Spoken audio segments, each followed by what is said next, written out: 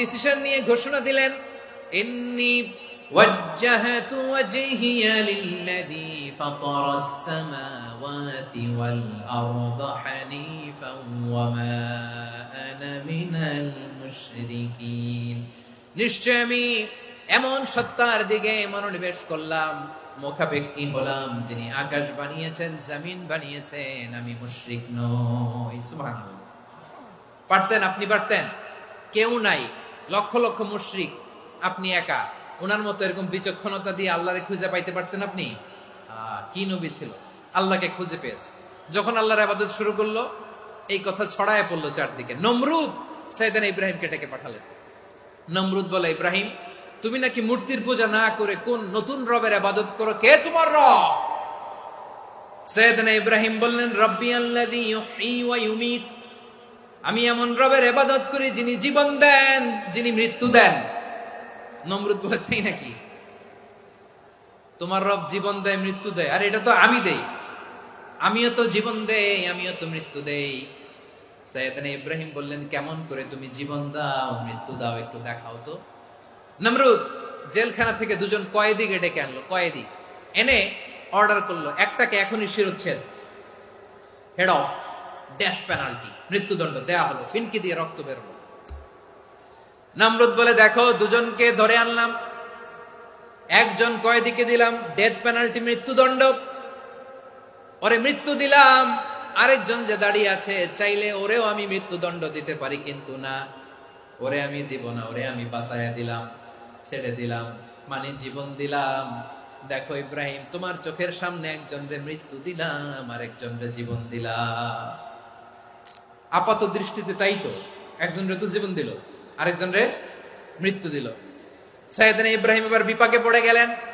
কিন্তু এক একজন নবীকে আল্লাহ এমন উইজডম, বিচক্ষণতা দিয়ে এই জমিনে পাঠিয়েছেন। মুহূর্তের মধ্যে আল্লাহর খলিল ইব্রাহিম বললেন, ফাইন্নাল্লাহা ইয়াতি বিশ-শামসি মিনাল মাশরিকি ফাতি বিহা মিনাল মাগরিব ফাবুহিতাল্লাযী কাফার। আল্লাহর খলিল ইব্রাহিম বললেন, নমরুদ, বুঝলাম তুমি জীবন দাও, মৃত্যু দাও, দেখলাম, কিন্তু আমার রব, আমার আল্লাহ প্রতিদিন সকালবেলা উষা লগ্নে ওই পূর্ব দিগন্ত থেকে সূর্যটাকে উদিত করেন, সাঁঝের বেলা, বিকেল বেলা, কুথুরি লগ্নে, সন্ধ্যা বেলা ওই দ্বিপ্রহরের জল জলে সূর্যটাকে পশ্চিম দিগন্তে ডুবিয়ে দেন। মানে সকালবেলা পূর্ব দিক থেকে উদিত করা সূর্যটাকে পশ্চিম দিকে বিকেলে তিনি ডুবিয়ে দেন। তুমি যদি পারো ওই সূর্যটাকে পশ্চিম দিক থেকে উদিত করে পূর্ব দিকে ডুবিয়ে দাও। সুবহানাল্লাহ পড়বেন না? দেখেন, ইনস্ট্যান্ট ইন্টেলেক্ট, মুহূর্তে বিচক্ষণতা, উইজডম কাকে বলে? নমরুদ পারবে? নমরুদের বাপ পারবে? ওর দাদা, ওর 14 গোষ্ঠী, গোটা বিশ্বের সব ক্ষমতাধর রাষ্ট্রনায়করা একসাথে হলে পারবে? ফাবুহিতাল্লাযী কাফার পারে নাই, ব্যর্থ হয়েছে। এবার তেলে বেগুনে জ্বলে উঠেছে, রেগে মেগে আগুন বলে, ফালকুহু ফিল জাহিম। ওর সাথে তর্ক নাই, না পেরে এবার এটারে আগুনে ফেলা। বিশাল বিশাল গাছ কেটে লাকড়ি এনে আগুনের কুণ্ডলি বানানো হলো, দাও দাও দাও দাও করে আগুন জ্বলে। আল্লাহর খলিল ইব্রাহিমকে আগুনে নিক্ষেপ করা হবে। আল্লাহর খলিল সাইয়েদনা ইব্রাহিমের হাতের মধ্যে রশি দিয়ে টাইট করে বাঁধা হলো, পায়ের মধ্যেও টাইট করে রশি দিয়ে বাঁধা হলো। আল্লাহর খলিল ইব্রাহিমকে আগুনের কুণ্ডলির মধ্যে ফেলা হবে। ওমিয়া, আপনি যে বিপদের কারণে ভয় পান, হতাশ হন, এটা কোনো বিপদ ওনার বিপদের সামনে? পটুয়াখালী আওয়াজ করে বলুন, সাইয়েদনা খলিল ইব্রাহিমের বিপদের সামনে আমাদের বিপদগুলো কোনো বিপদ? কোনো বিপদই না, এটা কোনো বিপদই না। হাত পা বেঁধে টাইট করে নিক্ষেপ করা হবে, সিম্পলি ফেলা যাবে না, কারণ দাও দাও করে দ্য ব্লেজিং ফায়ার, এমন আগুনের কুণ্ডলি, কাছে যাওয়া যায় না, আগুনের উত্তাপে নিক্ষেপ করা হবে। হাতে রশি বেঁধে, পায়ে রশি বেঁধে আল্লাহর খলিল ইব্রাহিম আলাইহিস সালামকে আগুনের মধ্যে নিক্ষেপ করা হবে। আহা, এটার বলে অগ্নি পরীক্ষা। উনি অগ্নি পরীক্ষার সম্মুখীন হয়েছিলেন। এজন্য কঠিন পরীক্ষাকে আমরা অগ্নি পরীক্ষার সাথে তুলনা করি, ঠিক কিনা? সাইয়েদনা জিবরাইল এসে বললেন, ও আল্লাহর খলিল, ওরা তো আপনার হাতও বেঁধে ফেললো, পাও বেঁধে ফেললো, নড়াচড়ার সুযোগ নাই। বলেন আমি জিব্রিল ফেরেশতা আপনার জন্য কি করতে পারি? আল্লাহর খালিল ইব্রাহিম বলেন, ও জিব্রাইল, তোমার কাছে আমার কোনো চাওয়া পাওয়া নাই। সুবহানাল্লাহ বলেন। তোমার কাছে বলার কিছু নাই, তোমার সাহায্যের আমার দরকার নাই। সাইয়েদনা ইব্রাহিম আলাইহিস সালামকে হাতে পায়ে রশি বেঁধে, হাত পা বাঁধা অবস্থায় জ্বলন্ত অগ্নিকুণ্ডে যখন নমরুদের দলবল নিক্ষেপ করবে, আল্লাহর খালিল কিভাবে নিজেকে আল্লাহর কাছে সঁপে দিয়েছেন, পটুয়াখালীর ভাইরা খেয়াল করে শুনুন। হাত পা বেঁধে আল্লাহর খালিলকে যখন নিক্ষেপ করা হবে, তিনি মুখ ফুটে বলে ফেললেন, হাসবুনাল্লাহু ওয়া নি'মাল ওয়াকিল। হাসবুনাল্লাহু ওয়া নি'মাল ওয়াকিল, আমার জন্য আল্লাহই যথেষ্ট, আমার জন্য আল্লাহই যথেষ্ট। তিনি আমার সবচেয়ে বড় গার্ডিয়ান, তিনি আমার সবচেয়ে বড় অভিভাবক। জিব্রাইলের সাহায্যের অফারকে ফিরিয়ে দিলেন। দুনিয়ার বুকে কারো কাছে কিছু বলেন নাই, মুখ ফুটে বলেছেন হাসবুনাল্লাহ।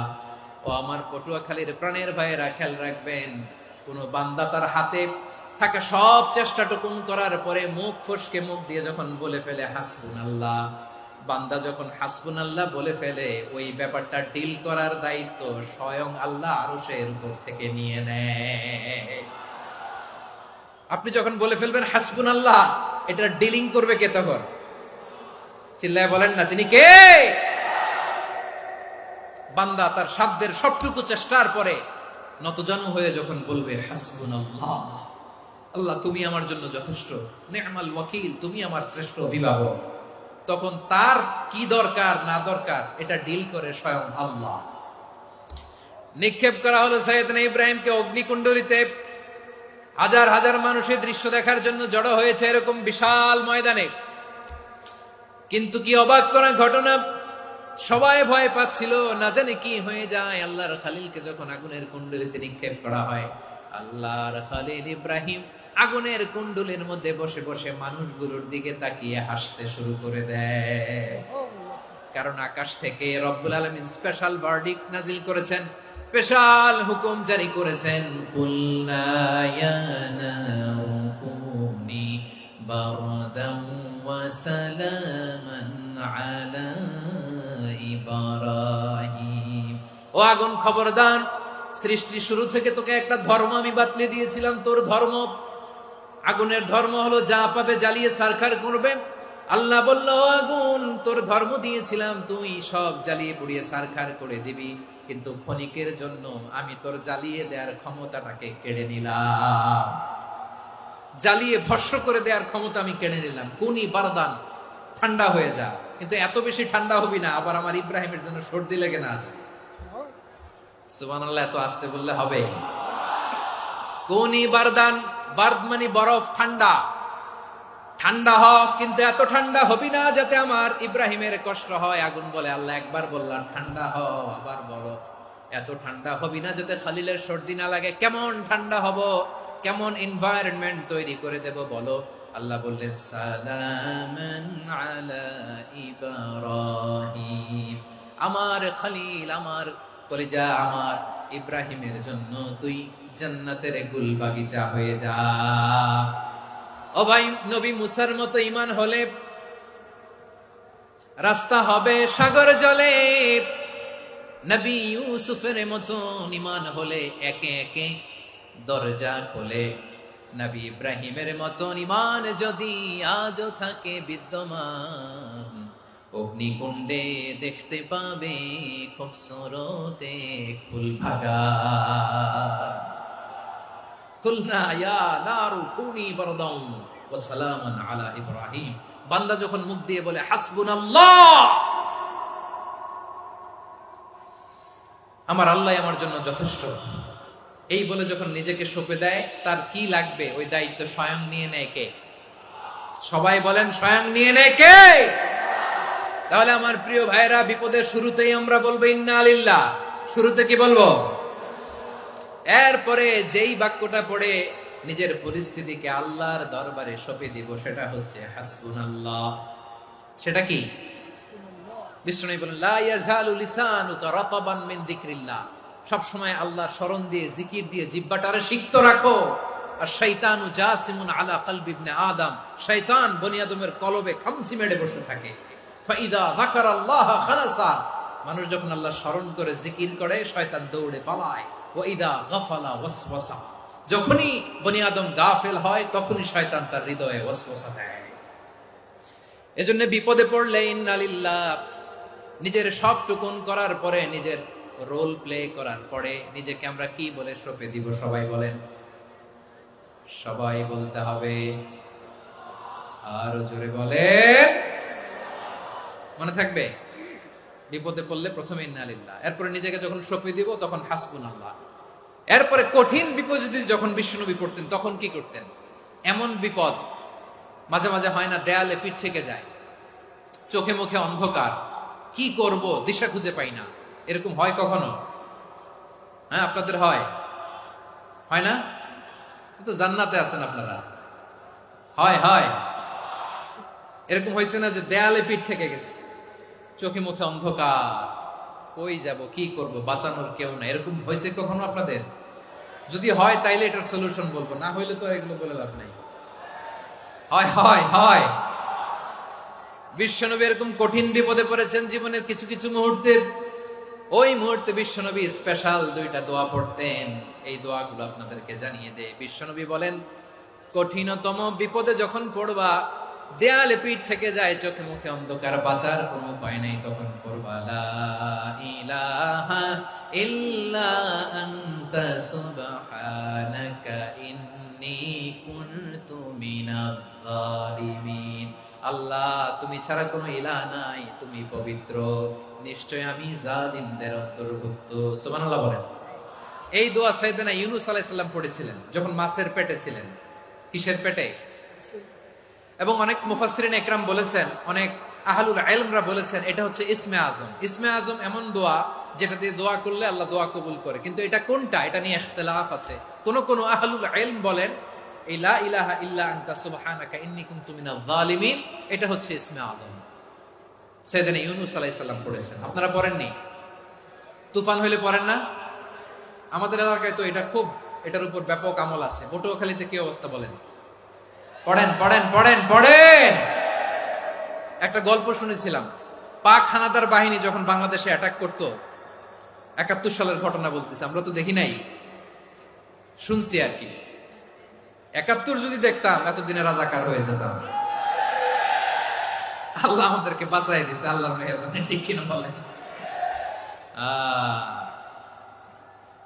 মন মতো হইলে মুক্তিযোদ্ধা, মন মতো না হইলে রাজাকার। কত কিছু দেখলাম এই শাহবাগের বুকে। আল্লাহ, ৭১ সালে দেখি নাই, আমরা শুনেছি পাক হানাদার বাহিনী জিজ্ঞেস করত মুসলিম না অমুসলিম চেক করার জন্য, বলতো কালেমা বল, কালেমা বাতাও। তো যারা কালেমা বলতে পারতো পাকিস্তানি বাহিনী নাকি ওদেরকে ছেড়ে দিত, শুনেছি।